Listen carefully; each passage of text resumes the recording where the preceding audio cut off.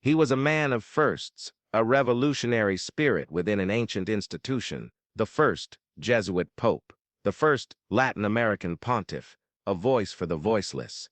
Today, we remember the extraordinary life of Pope Francis, Jorge Mario Bergoglio, from his humble beginnings in Argentina to his final days as the head of the Catholic Church.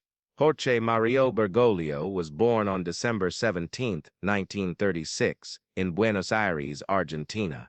The eldest of 5 children, he was raised in a modest Italian immigrant household. His father, Mario, was a railway worker, his mother, Regina, a homemaker. Young Jorge's early life was steeped in Catholic tradition, yet grounded in the working-class realities of post-war Argentina. Originally trained as a chemical technician, Bergoglio's calling to the priesthood came in his early 20s. In 1958, he joined the Society of Jesus, the Jesuits, embracing their vows of poverty, chastity, and obedience. Ordained as a priest in 1969, Bergoglio rose quickly within Jesuit ranks. By 1973, he became provincial superior of the Jesuits in Argentina. It was a turbulent time: military dictatorship, political unrest, and human rights abuses. Bergoglio's role during Argentina's dirty war remains controversial. Some accused him of complicity, others defended his quiet efforts to save lives. He rarely spoke of it, but the experience deeply shaped his worldview.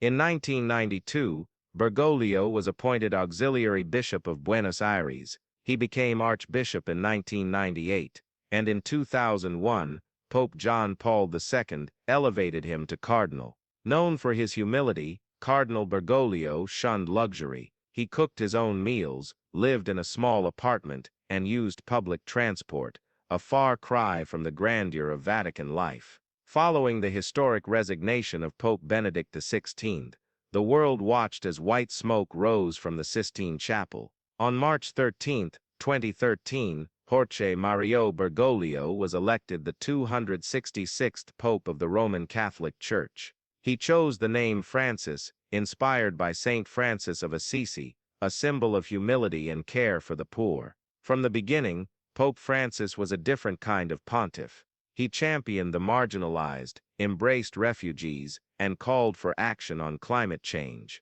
His encyclical Laudato Si' challenged global leaders to care for our common home. He urged compassion toward LGBTQ+ individuals, softened the Church's tone on divorce and remarriage, and condemned clerical abuse in stark terms.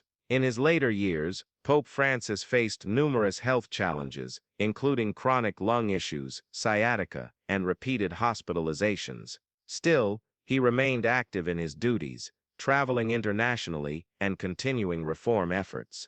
His final public appearance came on Easter Sunday, 2025, where he delivered a blessing to tens of thousands in St. Peter's Square. On April 21, 2025, Pope Francis passed away peacefully at the age of 88, at his residence in the Casa Santa Marta. The Vatican announced his death early that morning, prompting an outpouring of tributes from across the globe. Pope Francis leaves behind a legacy of compassion, reform, and moral courage. He was a shepherd who walked among his flock, a voice for the poor, and a bridge builder in a divided world. While not without controversy, his papacy redefined what it means to lead with humility. In a world yearning for meaning and mercy, Francis offered both. Thank you for watching. If you found this story of Pope Francis inspiring, don't forget to like, subscribe, and share. Let us know in the comments what part of his legacy resonates most with you.